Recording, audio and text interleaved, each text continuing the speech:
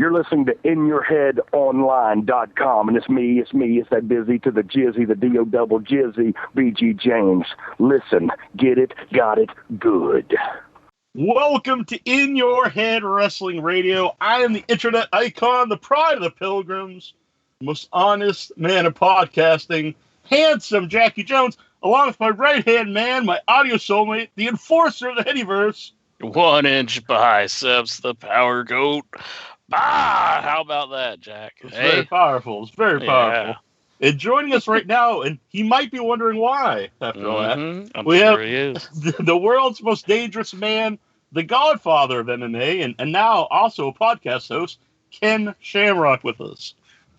Hey, thank you for having me. I feel like I'm missing something. Like my nickname isn't like as crazy and as unbelievable as your guys is. I mean, come on.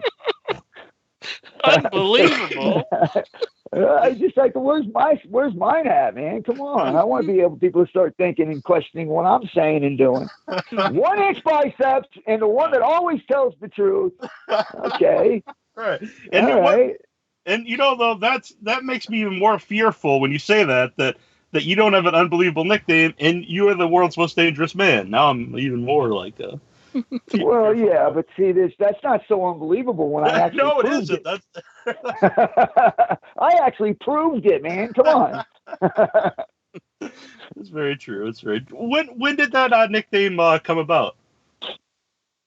I was over in Japan, and they were doing this special on the world's most dangerous animal, the food.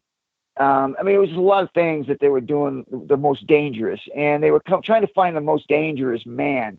And they had some boxers they were looking at, and some karate guys, and they just, at the time, I was over in Japan doing this bare knuckle stuff. Plus, I was doing the UFC in the very beginning. I think there was only 1 or 2 that were done where it was bare knuckle.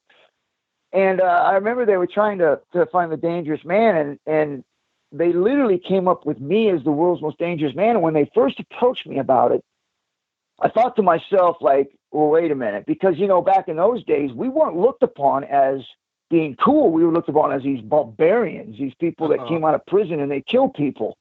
And so when they first approached me with it, I was like, hey, I got kids, I got a family. I don't need you guys doing a piece on me that makes me look like some Neanderthal. And they said, no, man. We want people to see who you are as a person behind what you do for a living. And I said, you know what? I'll give it a shot. But at any point in this time when you guys are doing this thing, man, I will cut it off because I've got kids and I don't need them having to deal with bad publicity or people saying things about their dad about something that's completely not true. I'm a professional fighter and that's what I do. Mm. And so when they did the piece, the first piece they let out with, which really made me at ease, was they had me in the ring, right? And they showed me, they would come up from my shoes on the ground all the way up to my face. And then they would pan across like they were looking at my opponent. And they showed this shadow on the wall.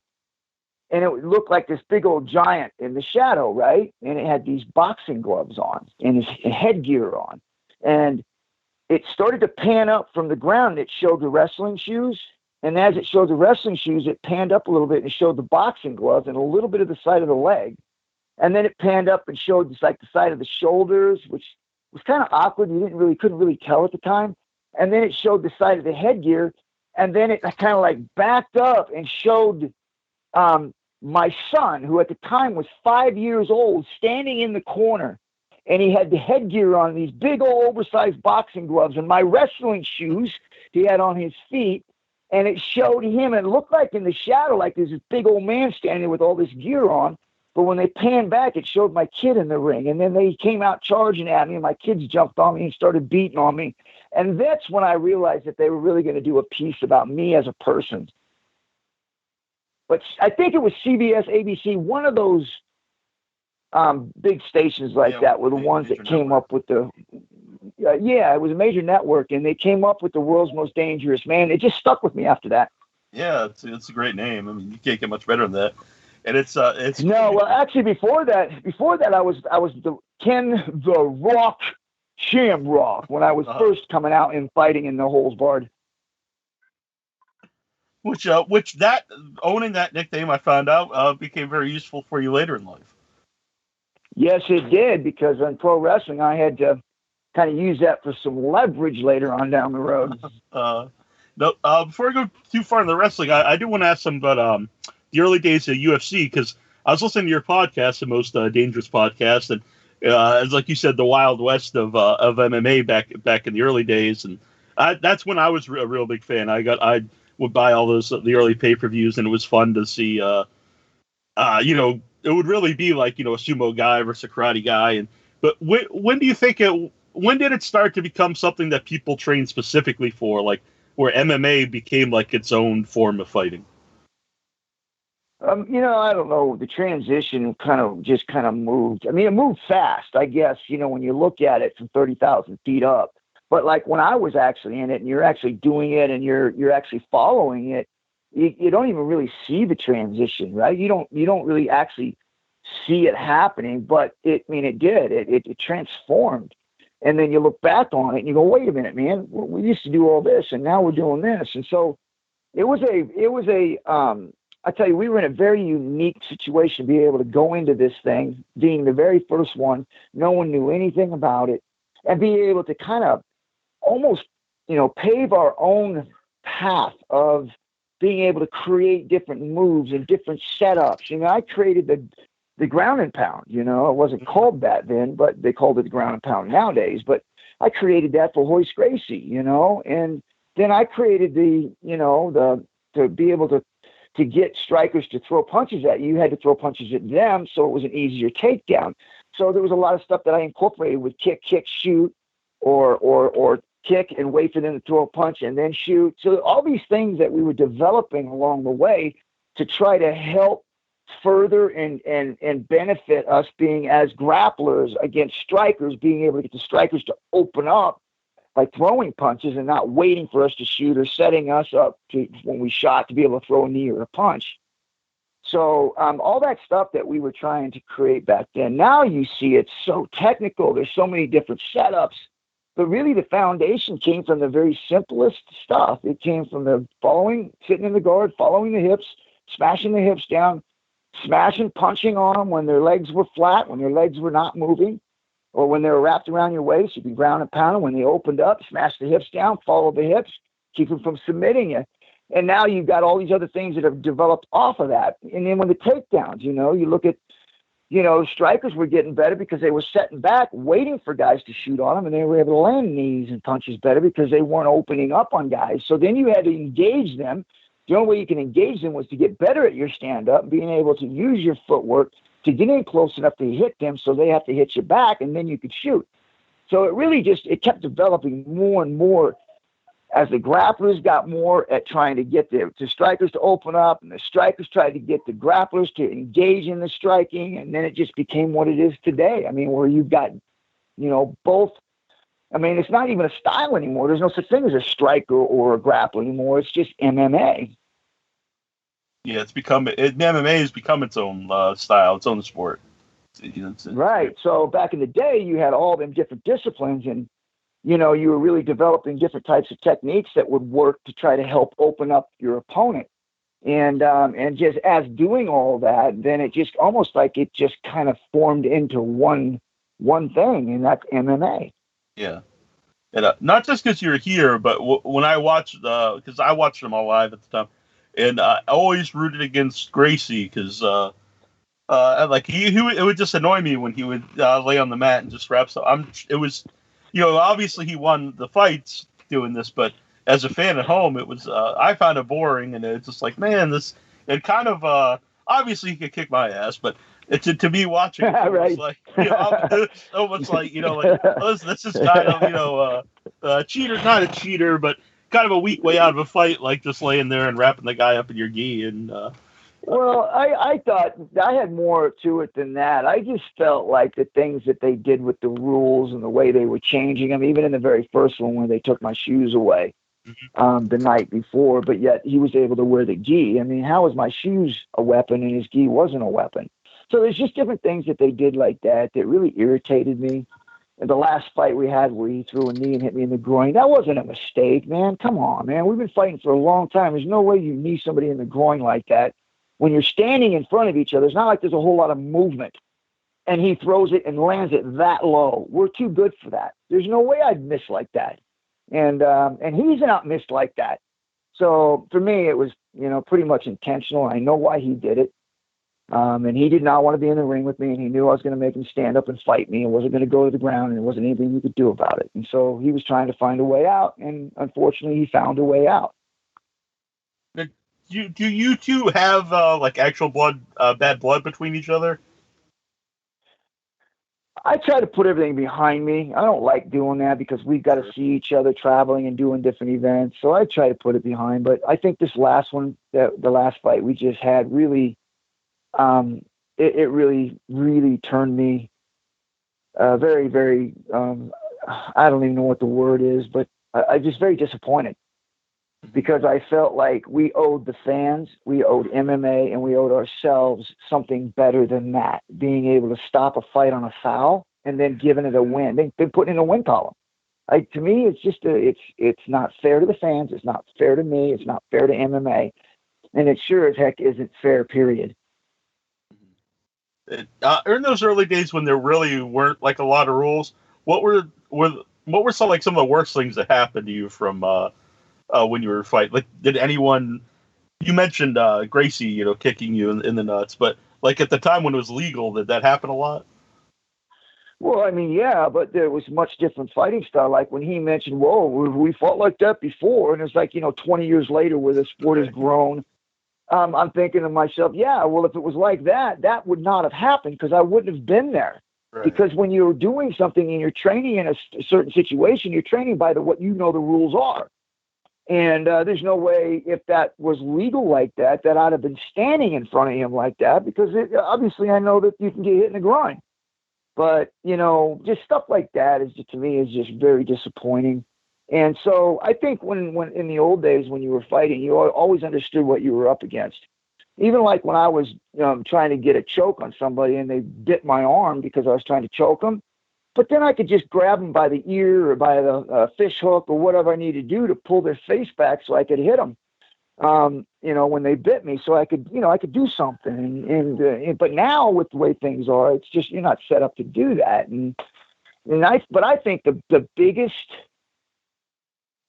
biggest thing they've done to hurt MMA was by putting gloves on our hands, because to me that takes away the submission skills of being able to do leg locks because of the bulky glove. People got something to grab onto, to pull on. It takes away the rear naked chokes, even arm bars. It gives guys a grip for arm bars to be able to hold the arm or be able to spin out and they'd be able to hold that hand. So it's really taken away the purity of the submissions. But the most, I think, that people don't realize is there's a lot of guys who made their career and became famous by knocking people out. And if they took those gloves off, would those same guys that earned their career by knocking people out would have had the same career if you took the gloves off of them? Or would they have been out a year because they broke their hand 3 times in a year fighting because they kept throwing punches and hitting guys in the side of the head or the top of the head and they were breaking their hands? How long would have they lasted then? So now you're taking away the purity of punching skill. Now you're saying a guy that wouldn't make it in boxing because he doesn't have the skill sets and the right technique to be able to box somebody and be able to land punches properly. Now you're saying, let me put a light glove on your hand. You could throw it from wherever you want to throw it from and not hit your target. You can hit the head anywhere you want and still hurt your opponent and not hurt your hand. Now you've got a guy that isn't that skilled at striking being able to knock people out. I've heard people, you would know more about it than me. Do you think having gloves protects people from concussions more? Because I've heard it actually can be worse for you because you actually take more trauma to the brain because you get hit more because you have the gloves on. Well, if you were to take a bowling ball and you hang it on a chain, and in that bowling ball you hollowed it out, right? So you still had the hard shell on the outside, and fill it with water, and put a balloon inside there, right? Just a little balloon that's about the size of a brain, right? and hit that bowling ball with no gloves on, right? How hard do you think you'd be able to hit that bowling ball? Not very hard. So that brain inside there that's got that water filled in there, right? That balloon is not going to bounce off the inside of those walls very hard because you're not able to hit it that hard. Now, put a glove on your hand, wrap it up with tape and gauze, and hit that bowling ball. Now that brain on the inside is able to bounce off the inside of the wall of that, like your head, because you're able to hit it a lot harder in lots of multiple places, many, many times, multiple times. And so now the damage in the brain, you're taking a whole lot more damage there than you would if you took the gloves off, because now the guys have to ease up on their punching because they can't just throw punches from anywhere and land them and not break their hand. So now you're talking about short-term damage, which is cuts, deep cuts. You're talking about broken noses, broken jaws, broken hands, even where you might even see the bones. But those heal up. Now you talk about long-term damage. You're talking about the brain. You may not even know how much damage you've done to it until 10 or 15 or 20 years later, after you've sustained multiple concussions from being hit so many times in a fight, and you were able to still stay on your feet. Imagine being hit 120 times in a fight, as opposed to cutting that, and I'm being generous, half that without gloves on, and you have to check down your power. So tell me, which one is worse? Brain damage over 20 years and not having a life after fighting, or being able to sustain cuts, broken noses, broken jaws that hurt now and look really bad because there's a lot of blood, but heal up and you don't feel it later on in life. Yeah, exactly. How are you concussion wise? Is that something you had a lot through your career? I was fortunate, I was always a guy that wanted to take people down, get it on the ground, and be able to submit guys or ground and pound them out. So I was fortunate. I took a lot of shots, but I never really got knocked out, is what most people think I got knocked out. But I never got knocked out. The only time I ever took a shot where I don't remember, where I got and how I got to it was when Don Fry caught me with the left hook, I believe it was, and I went down. And I ended up in a heel hook. I had him in a heel hook, and the round ended. But I don't remember how I got there because he clipped me. And when I went down, I instinctively went right for his ankles. But that's the only time I ever took a shot where I don't remember how I got to where I was at. Yeah, well, that's pretty amazing, for as long as you've been fighting. Yeah, I think so. I think I was pretty fortunate. Yeah. So what's going on with you and Dan Severn? I'm not, I've talked about this I don't know how many times, and I'm not sure if he'll ever, hopefully he gets it, but I don't know. I went to bat for this guy to put a fight on. These guys had this multiple fight thing with different types of fighters fighting throughout the night. I was going to be the main event, and they were looking for an opponent. And I told them, hey, let's get Dan Severn. There's a rubber match there, and they didn't want to use him. I mean, they just didn't believe that would sell tickets. And I told them, I said, you know what? I said, with me and Dan, because of the history we have, I said, I could sell this fight. And I could fight anybody and put butts in the seat. I mean, I've just been able to do it. I've been blessed, been able to do that. Yeah. And so I went to bat for him and told him, no, I could do this with Dan. I'm telling you, we will do it. So they took him in. And I go to fight Royce. I come up positive. I test positive. Now, that's a whole other story with that, too, because I was going to court. I had reasons why things were the way they were. I couldn't talk about them because I was going to court. I was going to go fight what the commission had done. And so, hang on a second. Hey, I'm doing an interview. Sorry, guys. Yeah, no problem. Landon, go out.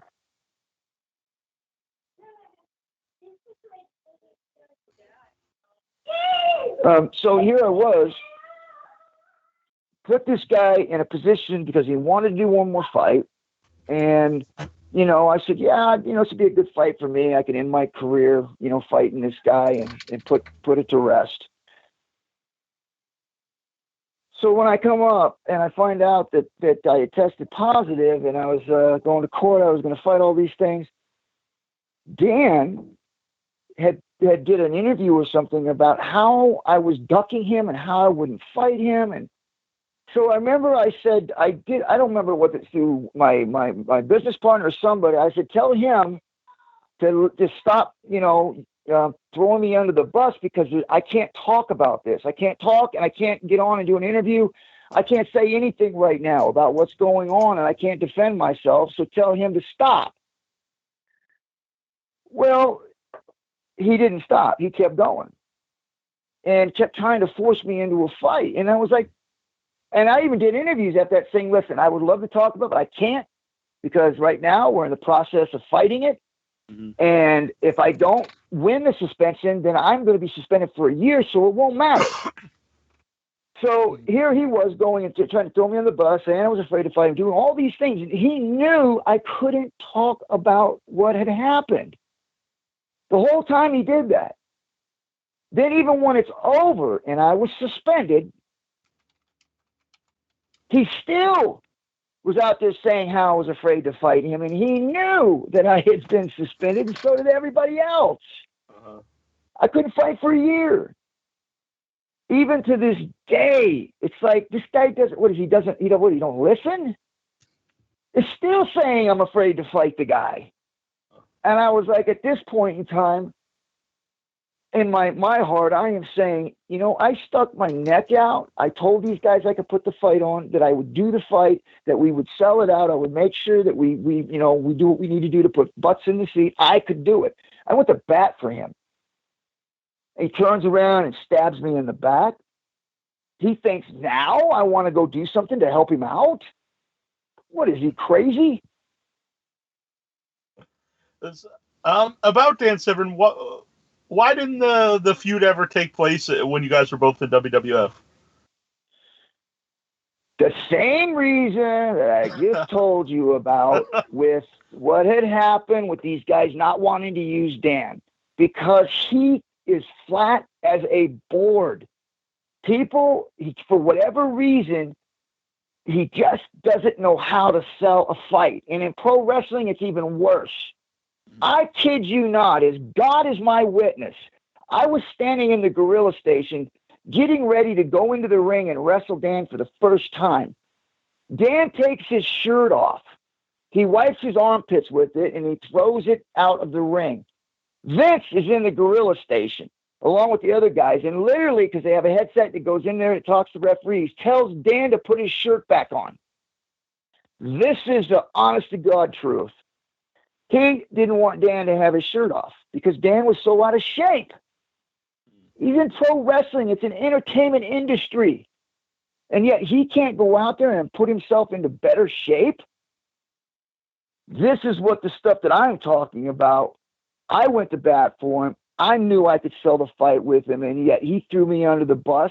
You have a guy like Vince McMahon tells you to put your shirt back on when you're in the ring because it doesn't look good. So up until that point, was that like the plan? Like, where, this is going to become like a big feud? Because it was, a built-in feud, obviously. Well, I mean, I thought it would have been good. But when we had the match, we know what happened with that. I mean, it just didn't go anywhere. Then they tried to throw in the Owen Hart and Ken Shamrock with Dan referee in the match, trying to build something, right? Right. And it just, he couldn't carry it. He just could not carry it. And so that's why they got rid of him. But he wants to blame everybody else. He wants to blame everybody else for it. It's not him. It wasn't him that did that. It was everybody else. See, he did a great thing. He could do anything. He's a great worker. Just ask him. Inchman, do you have a question from the chat room or the Facebook I have a question from Facebook. Robbie Scar, he wants to know, does it ever upset you if that WWE doesn't bring you in occasionally? No, I mean, no, I don't know why it would upset me. I mean, it would be nice if they did. It'd be fun. I mean, I definitely would love to get a run at that belt. They've got Kurt Angle back there. Love to have an ankle match with him. They've got Brock Lesnar there, who has basically traveled the same direction I have, which followed in my footsteps. It would be nice to have that, who is the toughest guy in WWF. It'd be nice to have that match. And then, of course, The Rock has been, sporadically in and out of there. And, we had set up a program where I was going to be chasing him for the WWF title, and that would be one that would be really exciting to have. So they're all there. Yeah, what did you think of Brock when he, went to UFC? Did you think he would be did you think he'd be as successful as he became? The guy, you look at him, man, he's impressive. He's just standing there, he's scary looking, you know what I'm saying? He's a monster. So, I always thought that he definitely had potential, and of course his background with wrestling gave him a good foundation. It's being big, strong like he is, being able to move as well as he does. That right there is 50% of the battle in the heavyweight division. Mm-hmm. And on the opposite end of that, what did you think of CM Punk in his UFC debut? Well, I guess everybody has their own thoughts about it. You get really behind somebody and they decide to go do something else, and it almost hurts you as a fan, especially if you're a WWF fan, and you don't want him to go anywhere else, or you feel betrayed. But you got to understand that these individuals who are professional athletes are human beings, and they all have dreams. They all have things that they want to do. And it seems like once you get locked into something, even actors, that they get locked into something, it's almost like they're not allowed to go outside of that realm to try to experience something different. And it's a shame, because I think if we had more of an understanding, and more forgiveness to allow people to go ahead and expand out and be able to try different things, I think we would have a much, much more entertaining type individuals, because now you've got actors, you've got sports guys, you've got boxers and wrestlers being able to cross over and do other things that maybe they want to try, and they're not able to because everybody's kind of like locked them into one thing. So I think what CM Punk did was basically follow a dream. Always wanted to get in the ring, always wanted to test himself and find out whether or not he could do that. And I think that he's done that. I think he's out there. He's putting the work in. He's in the gym training. I think he's making an honest attempt at doing something that I think he loves. And so I think instead of, badgering him and putting him down because he didn't look so good the first time, man, encourage the guy, keep him going. He's still the same guy that was in the wrestling room, 5-6 years ago. He's still the same guy. What's changed since that time? What? Because he went and tried something completely different out of what he's used to doing? Man, give the guy some time. Give him a break. Let him experience things, just as like everybody else gets to do in the world. Let him experience something that he loves. He's definitely a guy that could talk people into buying a fight. Absolutely, but his skill sets he's got a lot to go on, right? It's not like Brock Lesnar where he went in and he already had a wrestling background. Right. It's a different ball game for him. So, I applaud him for really taking that challenge and really going out there and doing what he wants to do, challenging himself, and not listening to the rumbles in the background of not doing it because you may lose. Mm-hmm. I'm sure you heard a lot of wrestlers in your time in WWF who said, like, oh, I could go and do that and, win a bunch of fights or something, but never went and did it. And, for better or worse, this guy actually went and did it. Well, when we hear people say that all the time, I could do that, and everybody goes, well, go do it. When they don't go do it, you get on their case. See, you can't do it, man. If you did, you go do it. So they don't go do it. But then when someone says, okay, I will, and they go do it, then we pound them and hound them because they went and did it. So back to you were talking about all the guys like you would like to wrestle in WWF, and one of them, obviously, Kurt Angle. And first of all, with the ankle lock, whose idea was that to be like your submission move? Well, it was one that I had picked up, and that was my strength, was leg locks. That was my fight career. I went after a lot of guys and broke a lot of legs with it, and won a lot of battles with leg locks. And so when I went into the pro wrestling world, I wanted that to be my signature move because that's what I was known for, leg locks. And when he started to do it at first, were you upset at all? Since it was like the movie you were known for. No way, man. I felt honored. I mean, I look at the pro wrestling before Ken Shamrock and after Ken Shamrock. Man, I see a lot of things that I did in there that they're doing now. So, I mean, it's like, hey, that's a compliment. No. What's the difference for you, like feeling-wise, performing in front of an MMA, after you'd win an MMA fight? How does that differ or similar to being in front of a pro wrestling crowd after you've had a wrestling match? Well, I think that the MMA world, and when you're winning in a fight, it's less. What do I want to say? Less character involved after you win, because you got to be you got to be a sportsman, right? Because you're beating somebody. Yeah, you get excited. Your personality comes out. But then you've got to tether it a little bit. You can't really, jump on a rope or on a fence and scream and yell and jump down and run around. But in pro wrestling, man, that's what it's about. It's about the entertainment part. You're supposed to be flamboyant and cocky. So it's a lot different in that fact that you got to learn how to balance the entertainment world with the real world. How about just like the feeling from the crowd? Is it a similar feeling or is it different? It's for me, I felt electric, just so electric when I walked out. Like for me, it was almost the same thing for me because I was competing. I was out there and I wanted, and I've always been this way. I know for other fighters it may be different, but the fans always mattered to me. I always cared about what they thought, even in my real fights. I cared about what they thought.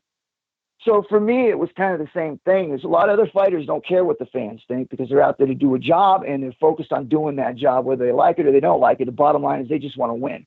And I get that because that's mine too, but it also matters on what they think. And so for me in the entertainment world, they just carried that right over. And I think that's why I was able to get over where a lot of guys are not able to get over coming from the real world, because in their minds, they're already set. It doesn't matter what the fans think. It doesn't matter whether they cheer for me or they boo me or they don't like me, because I'm here to just win.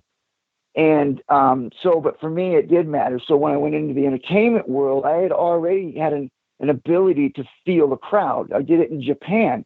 I was able to feel the crowd on whether or not they were paying attention, or whether or not I was doing something, or whether or not I was staying too long somewhere. And so those things mattered to me. And so I would push the fight. And I would constantly be going after it, constantly trying to finish.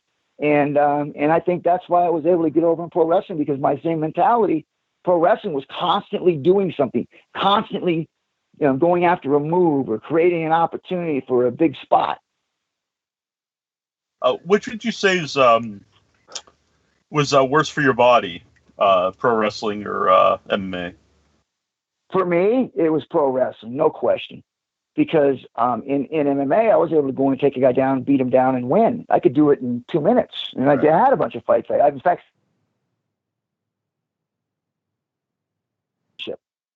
so for me, just being able to go out there and dominate an opponent took a lot of years that I was able to add to my career. As pro wrestling, I have to give my body to my opponent. I have to trust that he's going to take care of me. And it ain't going to be 2 minutes. It's going to be 15, 20, 30 minutes. Mm-hmm. And plus, it's more often, 5 nights a week or 7 nights a week, I think would. Well, yeah, you're looking at, you say you go out for a month, right? And, you're figuring, 1 week is travel time, right? But 3 weeks is actual days that you're in the ring wrestling. Now, I just saw your video from Kayfabe Commentaries with Vince Russo, and I really enjoyed it. What are your thoughts on Vince Russo?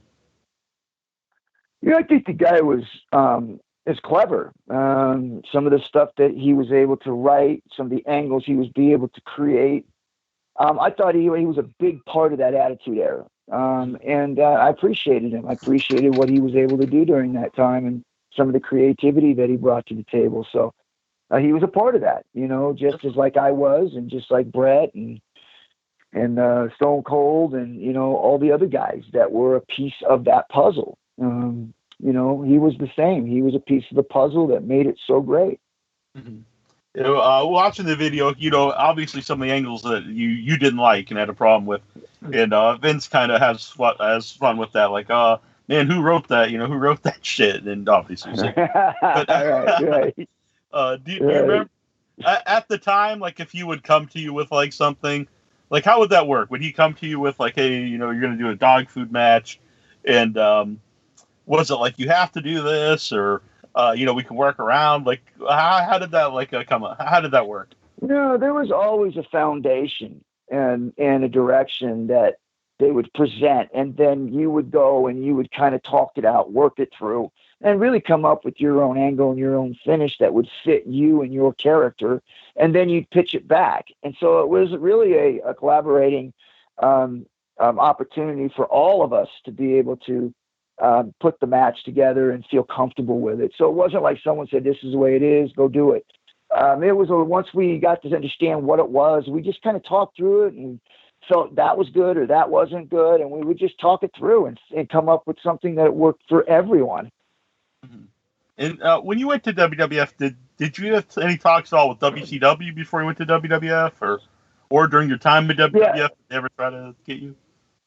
No, I actually had talked to New Japan, Old Japan, and also WCW and Vince. But Vince came on the strongest. I believe that Vince, so WCW was comfortable. In fact, I don't even think they were even cared that I called them. They just was like, we got Goldberg. They created Goldberg in my image. Here's an MMA guy goes and destroys everybody, and he's supposed to be this no-hold-barred guy that never fought. So they created a character, right? And then they created that character through Stone Cold Steve Austin. But the difference between WCW and Stone Cold Austin was that they brought me in to actually put a stamp on Stone Cold. And I think that was the biggest difference, was that me being a part of the organization, me being a part of that big match and refereeing it, really, really solidified that this wasn't the same pro wrestling people were used to seeing. Ken Shamrock is there from the world of no holds barred. And these guys are now all got this attitude. They're all kicking butt and taking names.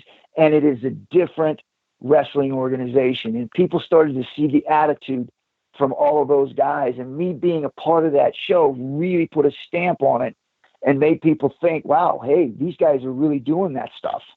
Mm-hmm. Well, I've heard people say before, and I have no idea, you know more than me, that Vince McMahon doesn't like MMA, doesn't like UFC. So when he talked to you, was that apparent, or what do you think his opinions of you? Before he talked to you, did it seem like he had a certain opinion of you and what you did? No, as far as I know, he was always right up front. And, we always seemed to have good conversation, even when there were bad conversations. It was what it was, and so everything was right up front, and I felt okay with him, even with some of the things that went on, with some of the things I didn't want to do or didn't like. He was upset, and I'm sure he was, but there was a lot of other things that were going on behind the scenes that I had to protect myself and take care of myself, and I had to do what I had to do that was best for me and my family. And so just as Vince has dealt with so many other guys who he's kicked out of the WWF and E, but has been able to bring them back in, and they have done much, much worse things than I had ever done. So I'm confused on, what his stance is on MMA, because I thought that, in my opinion, I think that's what he was trying to capture, was that no quit, attitude, bare knuckle, come get some type, wrestler, like the edge, the attitude. And he was developing that through Stone Cold Steve Austin, with putting me right next to him in a match with Bret Hart to give that edge to everyone to see, hey, this dude's a real badass. Yeah, and stuff like just terms like ground and pound, still around. Tap out was never a thing in wrestling. until around that time. Before just people would submit, they wouldn't tap out. And that's just a common phrase now in wrestling, tap out. Well, think about it, before Ken Shamrock and after Ken Shamrock. I mean, you look at how wrestling has changed. I was the one that ushered that in. And when you look at inducting people into the Hall of Fame or people that have an important role in an organization, and for them to be in a conversation for the Hall of Fame, that's one of the things that they have to be a part of, is being able to have being able to change the way the sport was played before they arrived. You look at running backs and receivers, where people talk, you got mossed, because people who come into the sport the way it was and have changed the way people have to defend, basketball with, 7-foot players now with people hitting jump shots. You can't leave them out on the 3-point line. It's a triangle. There's everybody does something, right? That you have to make an impact on whatever organization that you go into, that they had to change the way they do things because of you being there. And I believe that, that box has been checked for me. When I went into pro wrestling, it wasn't, there's none of that was there. I changed the face of pro wrestling. I ushered in all of these different things that we're seeing in there right now.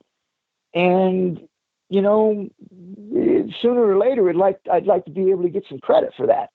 Mm-hmm. Do you think there's any reason, do you think there is bad blood between you and WWF, Vince McMahon? Well, there has to be. There has to. I don't know if it's McMahon. I don't know who it is, but there's got to be something. If there's not, then I'm not understanding with all these other guys coming back in and the way that they're doing things. Because listen, it's all about making money. It's all about what fans want to see. And at least from everything where I'm standing from and what I'm feeling and listening and hearing is that tell me if I'm wrong, but you imagine me and Brock having a match? That's a friggin' blowout. Imagine me and Kurt Angle having a match. Forget about it. Tickets are sold. Imagine The Rock and me finishing what we had actually started years ago. Forget about it. All of this, these are all box office. And it's about making money, right? And it's about the fans getting what they want to see. But none of this is happening. So you figure out what it is, because if it's not that, then someone please tell me what it is, because I don't know. Would you have any reason? Do you have any reason why you think that there would anyone would have bad blood against you besides just leaving? Yeah, I mean, I could go on. It could be 3, 4, 5 different things I could think of, but in my mind, it's nothing that Hunter Hearst hasn't done, which is worse in my opinion, where he left the organization and went over to WCW.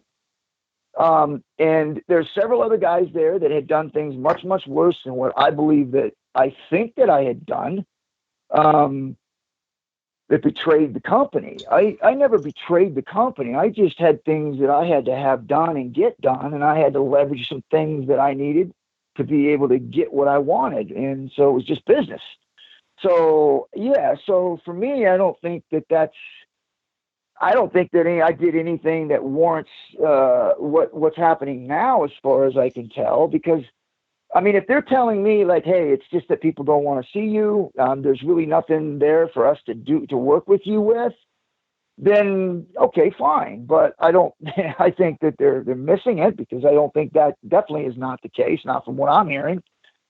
But yeah, so it just doesn't make sense to me. It really doesn't, because there's a lot of, in my opinion, there's a lot of matches out there that I think, if they were to do it at WrestleMania or one of the big events, would be a flat out, it would just be a kick-ass show.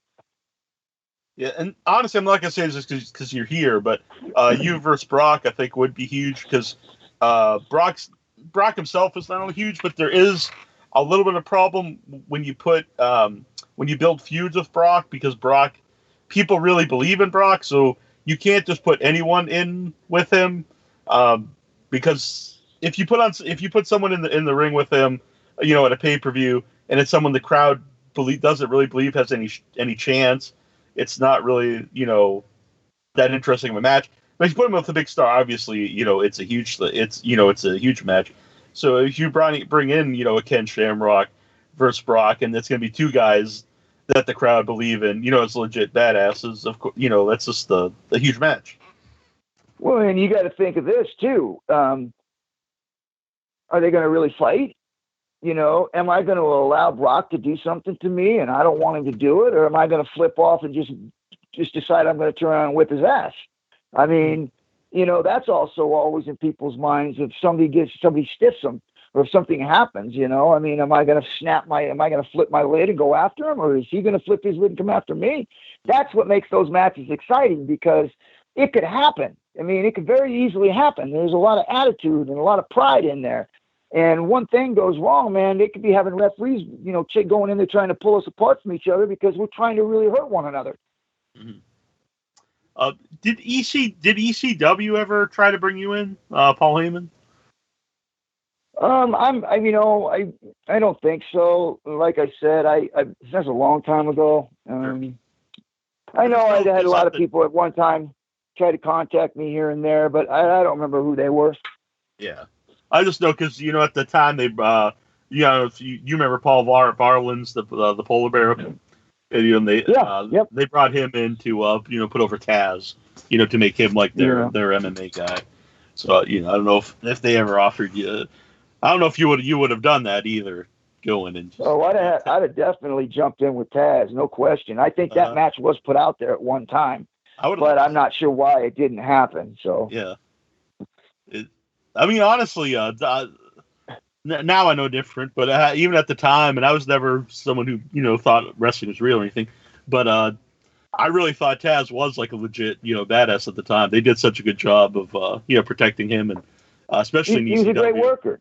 Yeah, he's a great worker, man. His character, he was able to do his character real well, and he was very athletic, and I believe that he knew a little bit about what he was doing in there. So, yeah, that was legit. So, so for me, that would have been an awesome match too back then, but it didn't happen. But right now, it's the ones that I see that we can do right now that I just don't understand why they're not happening, or why they're not trying. Because one, the company needs something to pop, and there's no doubt in my mind, if I was to be able to get in there and be able to work some angles with a couple of these different guys, man, there's no doubt in my mind that company could be back up and running like it used to be.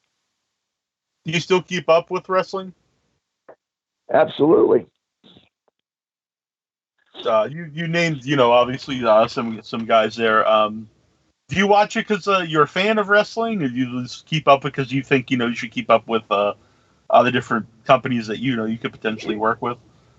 Well, it's the same thing I do with the MMA world. Is I don't watch it like full matches and sit down and watch a card, but I keep up with the highlights. I keep up with the trend and what's going on, because if by some reason that I get an opportunity to go back, then I need to know what I'm going back to. Inchman, another question from the chat room or Facebook? Yeah, I got one from Facebook. Damian Smith, he wants to know, who did you feel you had your best matches with? Well, I was very fortunate to have matches with a lot of top stars, Stone Cold Steve Austin, Bret Hart, Shawn Michaels, The Undertaker. The list could go on. I don't want to leave anybody out, but I wrestled all the top guys. So in a short amount of time. So I was really, truly blessed to be able to go in and learn from these guys, get some experience, and learn different techniques these guys were using. And so for me, I really enjoyed that. But, I've really got to give props to The Rock and myself, because I truly believe that was really a combination that they had put together that would have really been able to blow up if we would have gotten to that opportunity to be able to get up there and actually do an angle for the Intercontinental right up to the WWF WWF Championship, the heavyweight championship belt. Because what we did for the Intercontinental belt was just, amazing. The matches we had, the pay-per-views, the shows that we put on for that Intercontinental belt. And then what we would be able to do for that championship belt, man. I just, it was a shame that it didn't happen. But we have an opportunity to make it happen. I really see there's a huge, huge want for that. I mean, I should hear it all the time from fans and people saying, man, you should come back. Go to WrestleMania, man. We want you back. And it was like, yeah, it sounds good to me, but I don't make those calls.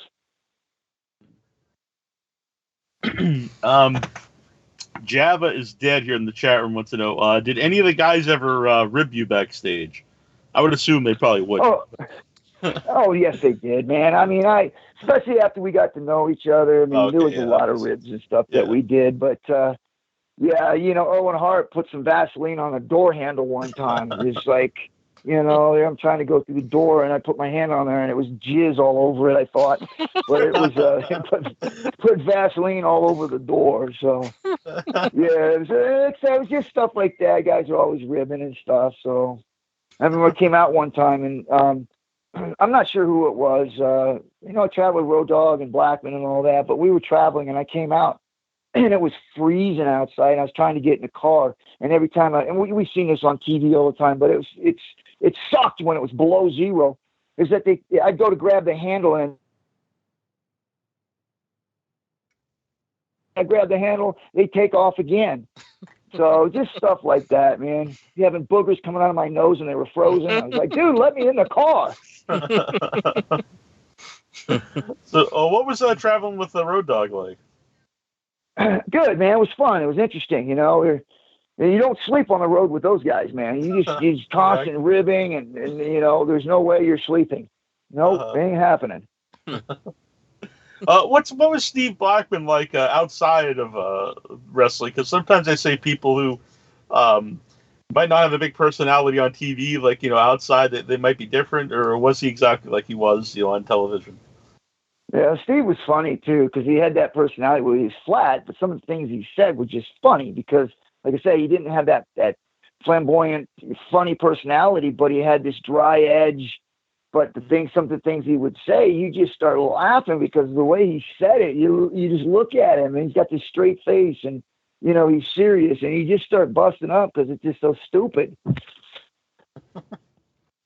He's a guy that I think most people, unless you get to know him, he's got a lot of personality, but before you know him, you almost think he's a jerk because he doesn't have a lot to say. He's got a straight face and he's got an intense look. But once you get to know him, he's a really good dude.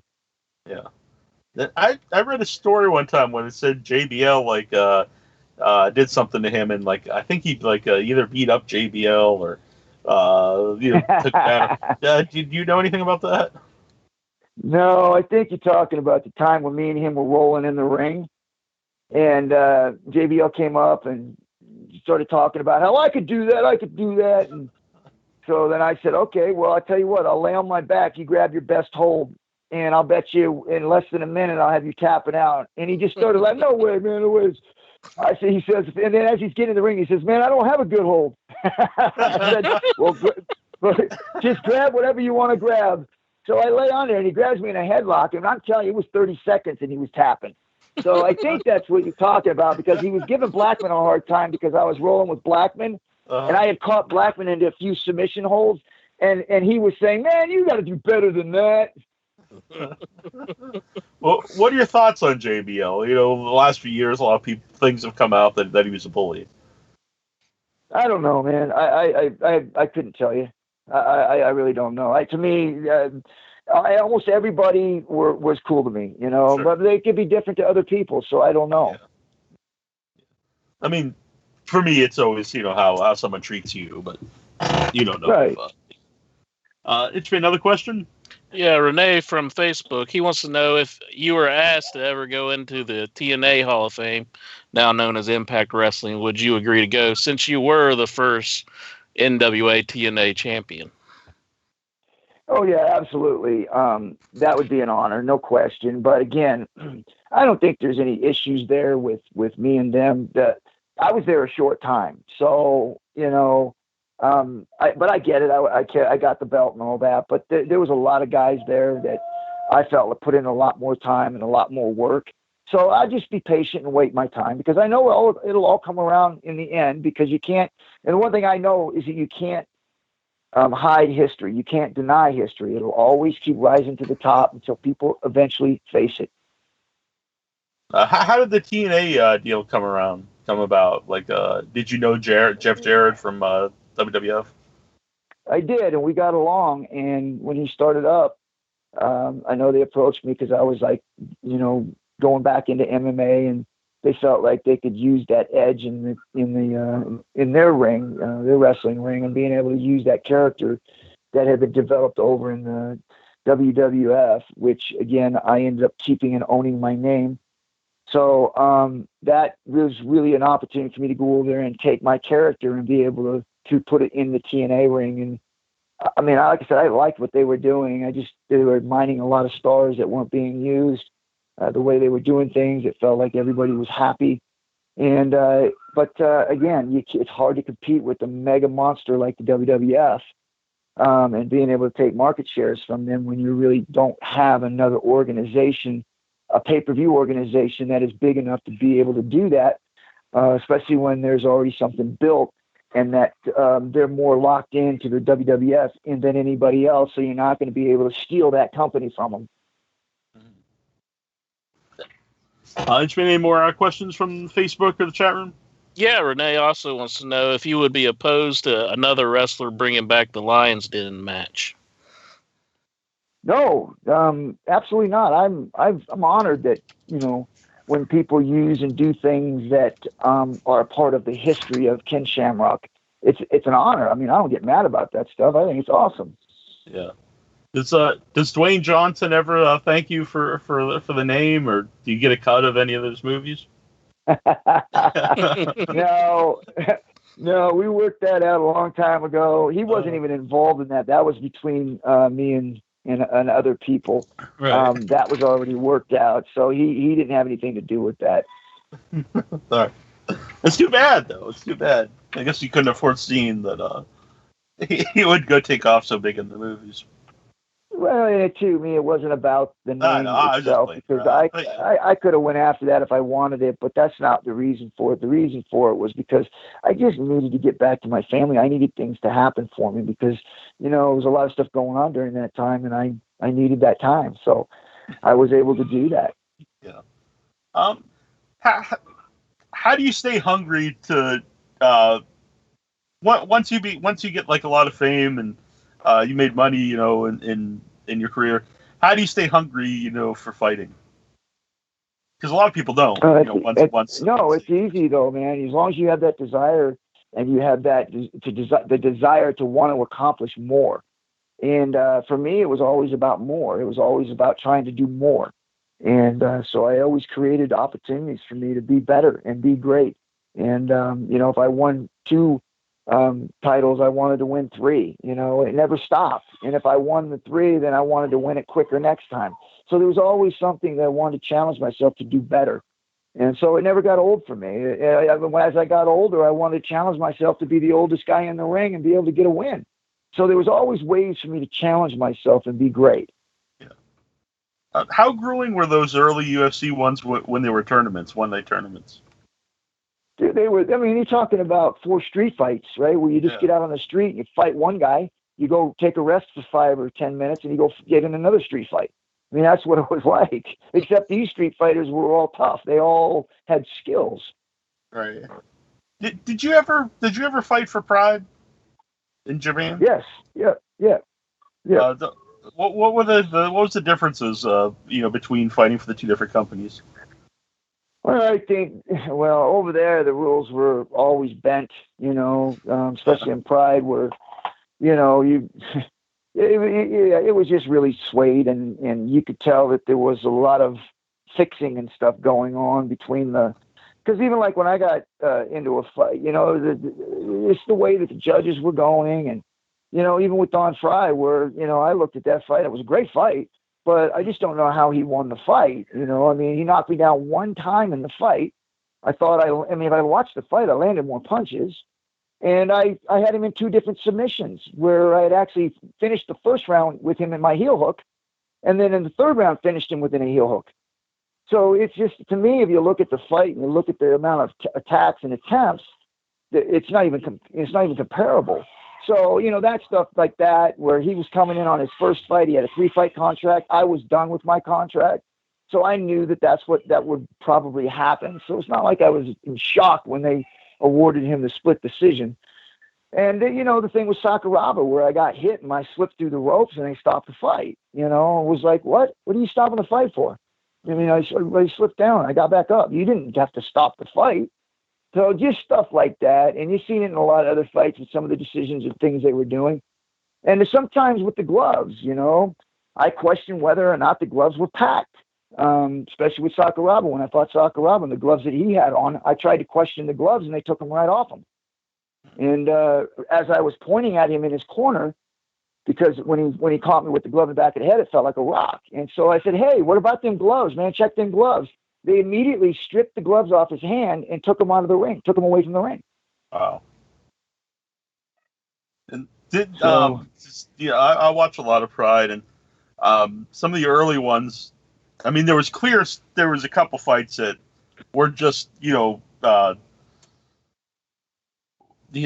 weren't real fights, like with a couple like pro wrestlers against, some big MMA guys. When you have something like that on a card, do you think that takes away from the sport? Say that again.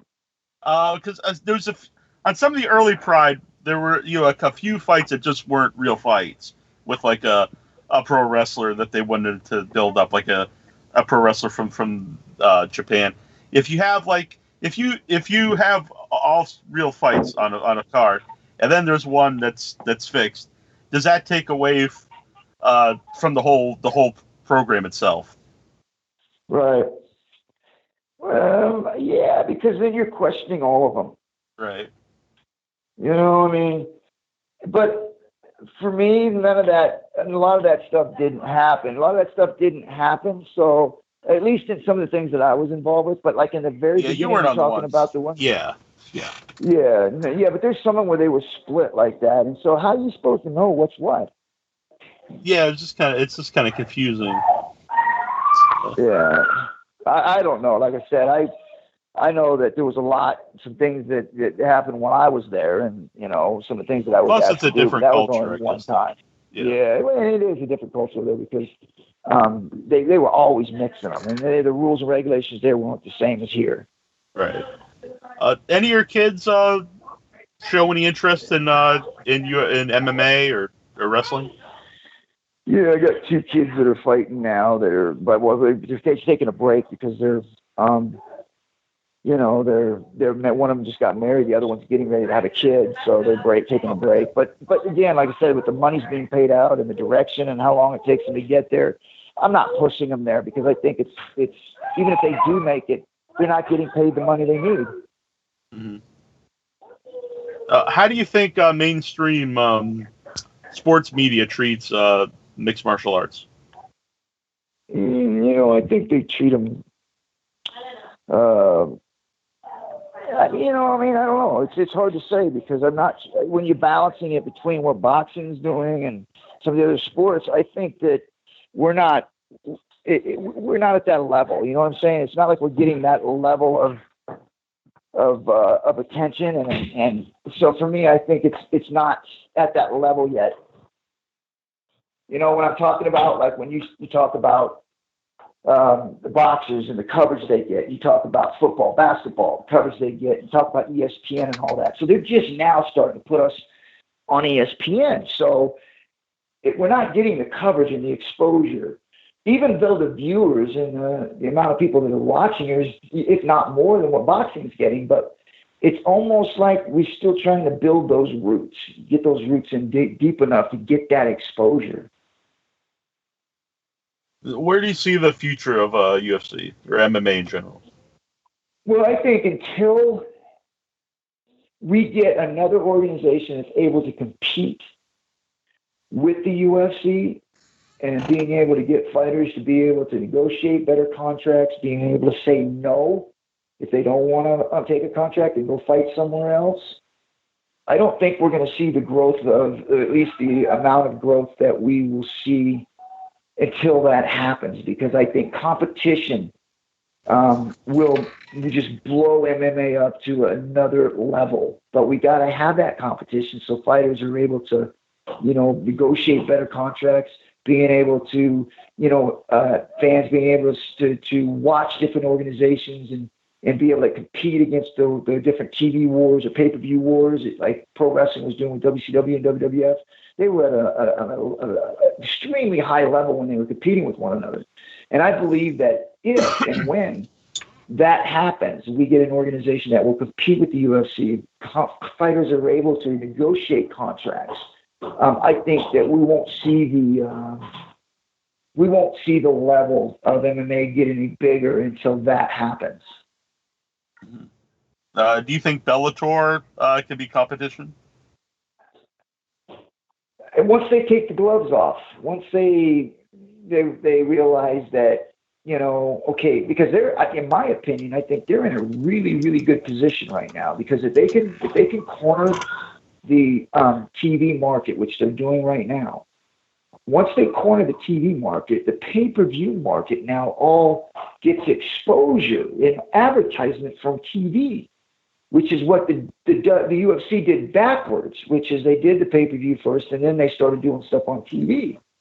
But, man, I think that if Bellator really corners that market with TV and the numbers on that TV, and then goes into pay-per-view, they have a really good chance of being able to compete at a real quick turnaround. I think that could happen. But what bothers me is that I don't even think they're thinking about pay-per-view. I think they want to stay right where it is because they're comfortable and it's familiar. But I think it's a mistake, because I think if they can get that market in TV, which they're doing, then that right there in itself, to market your pay-per-view events on TV with the market that they have, is second to none. Uh-huh. Ken, what did you think about the McGregor-Mayweather fight? Loved it. I thought it was good for the sport. I thought it was bad for boxing, but I thought it was good for MMA. I thought it was good for Conor McGregor. I thought it was good for Mayweather. I don't think Mayweather, represented himself well. I think he did what he had to do to win, but I don't think he represented himself well, because, the fight went too long. I don't think he went out there and took care of business. And so I don't think in that way it represented him well. But I believe that McGregor, he had nothing to lose, right? He's going in there and he's challenging somebody at their game, and not just their game, but the best at it.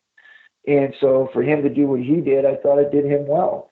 And I thought it really, really helped the mixed martial arts community, because it really showed that the versatility of MMA fighters, that they can go in and compete with anybody, the best in the world at boxing. And the guy who was at best average in boxing was able to go way too deep into a boxing match with the guy who was, in most people's opinion, best ever step into the squared circle. Mm-hmm. I also want everyone to know that you have a podcast yourself now, dangerouspodcast.com. Yeah. Well, how many? You haven't been doing that for a long time. When did the idea come about to do a podcast, and have you been enjoying doing that? Yeah, I loved it, man. I really enjoyed doing it. We really wanted to stay connected with our fans. We had our website, which we developed to try to stay in contact with them. We did some blogs, so we really, the fans for me was really trying to stay involved with them and keep them in touch with what I was doing. And it just didn't seem like we were doing enough. So we wanted to do a podcast, but everybody's doing a podcast. Uh-huh. So we figured, well, let's do a podcast, but let's be different. Let's do something different. And how do we do that? We got to come up with some ideas so that we're not just another podcast. And so we thought, first of all, we got to come up with a name, and we got to stay with my personality. So we came up with Dangerous Podcasts, which would be stuff that we would talk about and not be afraid to talk about. Politics, religion, business, mixtures of different things that what's going on in the world today, and really not be afraid to talk about issues and really bring them out. And so we started doing that, and it was really comfortable for us, because myself and Dad both care about what's going on. So for us, it was just, we do it anyways. So then we thought, well, let's do something that nobody else is doing. I mean, I'm getting into the entrepreneurial business. Des Woodruff is my business partner, and we were doing a lot of stuff together. And we thought, why don't we mix our business in with our podcast? Like, do a podcast where there's actual business involved. Talk about numbers on pay-per-view. Talk about how guys get paid and the numbers going out with taxes and, different things and costs for training, and educate the fans on why these guys are always complaining about pay and why the money seems to keep going out the door. It's not like they're spending it, but it costs a lot to train. It costs a lot to live. And then you're talking about taxes on top of all that. So it was really being able to educate the fans, educate the fighters about how that money gets spent so quick. And so we do a little bit of that, talk about that stuff. But then we want to come up with something else that we thought, we saw the Shark Tank, we saw how they were doing that stuff there, but nothing was happening, or at least in from what we've seen, was happening on the social media sites where the podcasts. Nobody was really helping create different business opportunities. And we said, why don't we come up with something where people come on and talk about their business opportunities, pitching ideas, and maybe there's ways that we can actually help them promote their new businesses. And so we came up with an opportunity for people to come on. It's called the Lion's Cage, and being able to pitch different ideas that they've come up with new business ideas. And we've got a couple of them that we really like and that we're getting into and to help promote and get them started. And so we mixed business with sports, being able to help new businesses to be able to start up and be able to pitch ideas and to poke holes in it and help them get a better start on their business venture. So, and that's really been something that's been working out really well. So we were really happy with that. So that's really what started it, was to really try to get more involved with the fans. We wanted to be different, but at the same time, being involved with our fans, we wanted to make sure that they had an opportunity to be able to discuss and being able to have their own ideas and being able to talk back with us. So we made sure that was something that could happen on our podcast, where people can go to the Lion's Den, and be able to leave comments. And it's the dangerouspodcast.com. They can go there, they can click on the site. There's places where you can leave your comments so that we could talk about the different things that people come up with, people who may even disagree with us. And we talk about those things on our podcast. We even mention people who come up with some pretty creative thoughts, because we want people to be involved. And we want to be able to create an opportunity for people to talk and to help make changes. And so that's really what we came up with, is really to be more involved with our fans. Mm-hmm. On the business end of fighting, like you're talking about there, was that something you always were, on top of, when you were fighting, in the early days, or was it something you kind of had to learn, through your career? It was I learned it through my career.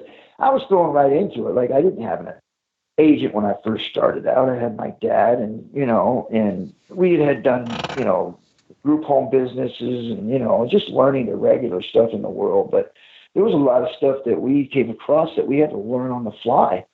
And so learning that on the fly was a big learning experience for us. And lucky for us, we weren't dealing with a whole lot of money at that time, because we made a lot of mistakes. But because it wasn't a large amount of money we were dealing with, we were able to overcome all of that stuff and not really be in the hole with it.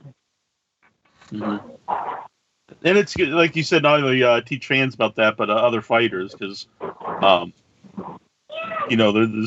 probably not something you think about a lot, especially in the early days. You just want to, I gotta go. Yeah, no problem, man. I gotta go. We appreciate you coming on. It's been a lot of fun. No worries, man. Appreciate you guys having me. Yep. Have a good night. All right. Thanks, guys. Yep. All right. Bye. Bye. Hey, this is Sean Oliver from Kayfabe Commentaries, the most innovative shoot-style DVD company in the world, and I implore you to listen to IYHWrestling.com, the most innovative wrestling podcast on radio.